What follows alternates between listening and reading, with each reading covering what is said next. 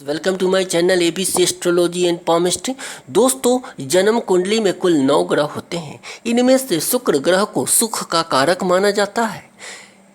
जब किसी व्यक्ति के जन्म कुंडली में शुक्र ग्रह बली होकर अपने स्वराशि या उच्च राशि में स्थित होकर जन्म कुंडली के केंद्रीय भाव अर्थात 1, 4, 7 और 10 भाव में स्थित होता है तो एक महान राजयोग का निर्माण करता है, जिसे हम मालव्य राजयोग कहते हैं।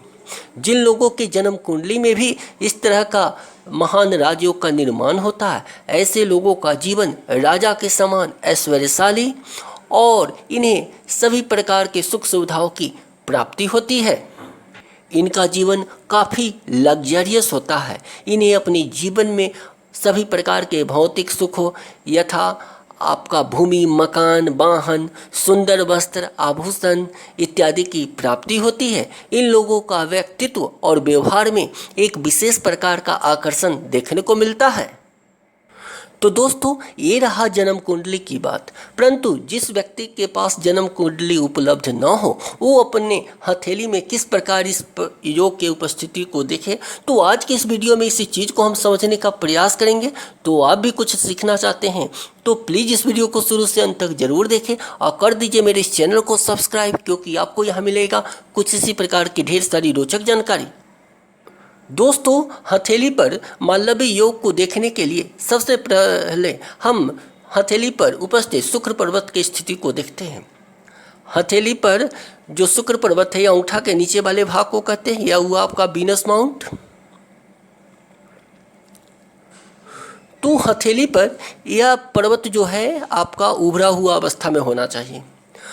और यह हम कैसे देखें, यदि जीवन रेखा को देखें, जीवन रेखा यदि पूरी तरह इस तरह घेरे हुए हो, शुक्र पर्वत को अधिक स्थान दिए हुए हो, हथेली का रंग गुलाबी हो, इस शुक्र पर्वत पर किसी प्रकार का क्रॉस इस तरह का साइन या फिर किसी प्रकार का जाल जैसी रचना इस तरह का नहीं बन रहा हो,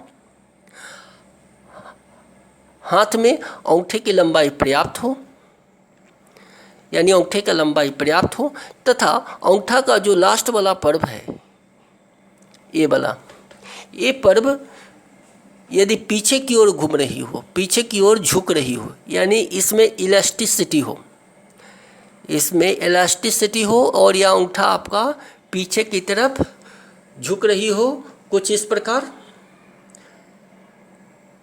जैसे यह पीछे की ओर झुकना चाहिए। तो यह स्थिति आपके हथेली पर मालव्य योग के उपस्थिति को रिप्रेजेंट करता है। अर्थात हम कह सकते हैं कि हथेली पर मालव्य योग उपस्थित है। तो क्या क्या कंडीशन हुआ दोस्तों, जीवन रेखा एक सर्किल की भांति शुक्र पर्वत को अधिक स्थान दिए हो, शुक्र पर्वत विकसित अवस्था में हो, शुक्र पर्वत पर किसी प्रकार का बैड साइन जैसे क्रॉस, जाल या फिर तिल जैसी रचना मौजूद नहीं हो, अंगूठे का पर्याप्त लंबाई हो, अंगूठे का जो लास्ट वाला पोर है वह पीछे की ओर झुक रहा हो, तो यह आपके हथेली पर मालव्य योग की उपस्थिति को पुष्ट करता है। इसके साथ ही यदि आपके हथेली पर एक सुंदर सा भाग रेखा बन रहा हो तो निश्चित रूप से आपको इस योग की प्राप्ति होगी, अर्थात आपको इस योग से संबंधित सुखों की प्राप्ति होगी। तो दोस्तों, ये रहा कुछ निशान जिसके आधार पर हम यह आइडेंटिफाई कर सकते हैं कि हमारी हथेली पर मालव्य योग बन रहा है अथवा नहीं। तो इसके साथ ही यह वीडियो देखने के लिए आप सभी का धन्यवाद।